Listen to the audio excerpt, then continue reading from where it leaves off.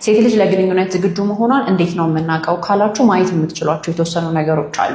የመጀመሪያው ብልት አካባቢ እርጥበት በደንብ ይኖራል። ሁለተኛ ደግሞ ወደዛ የሚሄደው የደም ዝውውርም ስለሚጨምር እዛ አካባቢ የመወጣጠር አይነት ነገሮች ይኖራሉ። ሶስተኛ ደግሞ የልብ ምቷ መጨመር፣ አተነፋፈሷ መጨመር አይነት ነገሮች ይኖራሉ። በተጨማሪም ደግሞ ሰውነቷ ሞቅ ማለት ነገር ይኖራል። እነዚህ ነገሮች አሉ ማለት አይምሮዋም ግን ሁል ጊዜ ዝግጁ ነው ማለት ላይሆን ይችላል።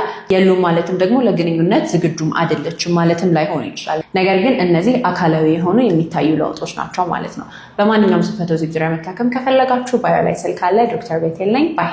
ወደ አሜሪካ ከመጣው 1 ወር ሊሞላኝ ምንም አልቀረኝም። በጣት የሚቆጠሩ ቀናት ብቻ።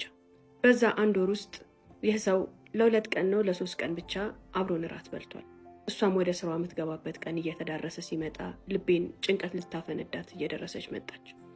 አንድ ቀን እንደዚሁ ተሰባስበን እራት ምንበላበትን ቀን በናፍቆት እየጠበቅኩኝ በጊዜ መጣ። አብረን እራት መብላት ጀመር። በዛ ሰዓት አጎቴ ስለኔ ምን እያሰባችሁ ነው? ስራ ፈልጉልኝ፣ እኔም እንደ ማንኛውም ሰው ሰርቼ ከዚህ ቤት ወጥቼ የራሴን ኃላፊነት ወስጄ መኖር ፈልጋለሁኝ። ምን ነው ዝም አልክ? እየጠበቅኩህ ነው፣ አንድ ነገር በል እንጂ ብዬ ኮስተር ብዬ ተናገርኩኝ። ይህን ነገር ከዚህም በፊት እሷን አናግሬያታለሁ። በቃ አንቺም ስራ መግቢያሽ ሰዓት ደርሷል፣ እኔም እስካሁን አርፍ ያለሁኝ ያለውን ሁኔታ አይቻለሁ ብላት፣ አዎ እየተመካከርንበት ነው፣ እሱም ስራ እየፈለገልሽ መሆኑን ነግሮኛል። በእኔም በኩል ሆነ በሱ በኩል በቅርቡ ስራ ትገቢያለሽ። ነገር ግን የተወሰነ እስክትጠነክሪ ድረስ ስራሽን እየሰራሽ እኮ ከኛም ጋር ቢሆን መኖር ትችያለሽ፣ ከቤት መውጣት አይጠበቅብሽም አለችኝ። አሰላሙ አለይኩም። ያኔም አይ የራሴን ህይወቴን ቻሌንጅ ማድረግ ፈልጋለሁ፣ እየመጣው ልጠይቃችሁ እንጂ ከዚህ በላይ ከእናንተ ጋር መቆየት አልፈልግም። ስራ ካገኘሁኝ ራሴን ችዬ መኖር አያቅተኝም። ብቻ ግን ከዛ በፊት የሚመቻቸውን ነገር አመቻቹልኝ፣ ተነጋገሩበት ብያት ነበር። ሁሌም እራት ላይ ተገኝቶ አብረን በምንበላ ሰዓት እንዴት ነሽ ደህና ነሽ ከመባባል ውጪ ደህና ነኝ አንተ እንዴት ነህ ከመባባል ውጪ ምንም አይነት ቃላቶችን እኔና እሱ ተለዋውጠን አናውቅም። አንገቴን ቀና አርጌ እንኳን ባይኔ ሞልቼ አይቼው አላውቅም። እሱ አጠገቤ ሲቀመጥ አብሮን ሲበላ እንደውም ሰውነቴን ዘፈዘፋል። እንኳን አይኔን ሞልቼ አይኑን አፍጥጬ ላየው ሌላ ሐረካት ላረግ ይቀርና የቀረበልኝን ምግብ እንኳን ሳልጨርስ ነው በፍጥነት ተነስቼ ወደ መኝታ ቤት የምገባው። ይሄንንም ጉዳይ ለምንድን ነው እንደ ቤተሰብ ማታወሩት ማትቀራረቡት ብላ አንድ ቀን ስትጠይቀኝ አይ እኔና እሱ እኮ የሩቅ ቤተሰቦች ነን፣ ያው ያክስቴ ልጅ መሆኑን አውቃለሁ እንጂ በጣም ነው የምፈራው እኮ ብያታለሁኝ። እሷም እንደዛ ይሆናል ብላ ተረታ ትተዋለች። የዛ ዕለት አዎ ስራ አግኝቼልሻለሁ፣ አብረሽ የምትኖሪበት ቤትም አግኝቼልሻለሁ፣ ነገ ከነገ ወዲያ እንሄዳለን አለኝ። ያን ቃል ሲተነፍስ እንዴት ደስ እንዳለኝ አትጠይቂ። እሷም ኧረ እባክህ ስራ አገኘህላት አለችው። አዎ እኔ የምሰራበት አካባቢ ላይ አንድ ስራ አግኝቼላታለሁ፣ እዛው ደግሞ ትንሽ ራቅ ብላ የምትኖር አንዲት ልጅ አለች፣ ከኔ ጋር መኖር ትችላለች፣ አንዱን ክላስ ሰጣታለሁ ስላለችኝ ወደዛ ትሄዳለች። ራስሽን አደራጂ፣ የምትፈልጊው ነገር ካለ እሷ እንድታመቻችልሽ አድርጊ፣ የምትጨርሱትን ነገር ጨርሱ አለ። እፎይታ ተሰማኝ። የእሷ ደግነት መልካምነትና ጓደኝነቷ እጅግ በጣም እየከበደኝ ነበር። አንድ ቀን ይሄን እውነት ብታቅ ምን ትለኛለች? ስለኔ ምን ይሰማታል? ስለ ሰውስ ምን አይነት አመለካከት ይኖራታል? አጠገቧ ሆኜ እንዳታለልኳትና እንደጎዳኋት ነው የምታስበው ብዬ ሳስብ ከእጇ የበላሁት እንጀራ ያንቀኛል፣ የጠጣሁትም ውሃ አንቆም ይደፋኝ ይመስለኛል። ብቻ ያቺን ከዛች ቤት ወጥቼ ራሴን ችዬ ስራ የምመሰረትበትንና እሱንም በነፃነት አግኝቼ ለምን እንደዚህ ያደረክ ብዬ የምጠይቅበትን ቀን እየናፈኩኝ ነበር። ከመሄዴ በፊት የሚያስፈልጉኝን ነገሮች ሁሉ አደራጀችልኝ። በመሀል ስናወራ ግን ልጆቼን ከአንድ አባት ብቻ ነው መውለድ የምፈልገው ብለሽ ነበረ። ታዲያ እሱ ሳይፈልግ በአንቺ ፍላጎት ብቻ ከአንድ አባት ልጅ ለመውለድ መጣር አይከብድም? በዛ ላይ ደግሞ ለመፋታት ጫፍ ላይ ሆናችሁ እንዲህ ሆድና ጀርባ ሆናችሁ እንዴት ነው ያ ነገር የሚሆነው ብዬ ፈገግ እያልኩኝ ጠየኳት። አንዳንዴ ልስልስ ብሎ ጥሩ ሰው ይሆንልኛል። 1 ሳምንት 2 ሳምንት ጥሩ ጊዜ ካሳለፍን በኋላ መልሶ ግልብጥ ብሎ ሌላ ሰው ይሆናል። ምን ነው ሰሞኑን ጥሩ አልነበርን እንዴ? ደግሞ ምን ተፈጠረ ስለው ያው ትዝታሽ ይቀሰቀስብኛል፣ ያደረግሽኝ ነገር ሁሉ እንደ አዲስ ፊቴ ላይ እየመጣ ካንቺ ያርቀኛል ይለኛል። በቃ ህይወታችን እንደዛ ነው። 1 ሳምንት ጥሩ ነን፣ ልክ እንደዚሁ እንደምታዩ ነው ምናሳልፈው። በዚሁ መሃል እሱ ራሱ ሁለተኛው ልጅ ሲወለድ በጣም ነው የተናደደብኝ። እንዲወለድ አይፈልግም ነበረ። አንድም እስካሁን አሳስሮ የሚያስቀምጠው የዚህ ልጅ መወለድ ነው።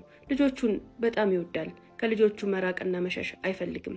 ፍቺያችን እነዚህ ልጆች ባይኖሩ ኖሮ ድሮ ያለቀ የደቀቀ ነገር ነበረ።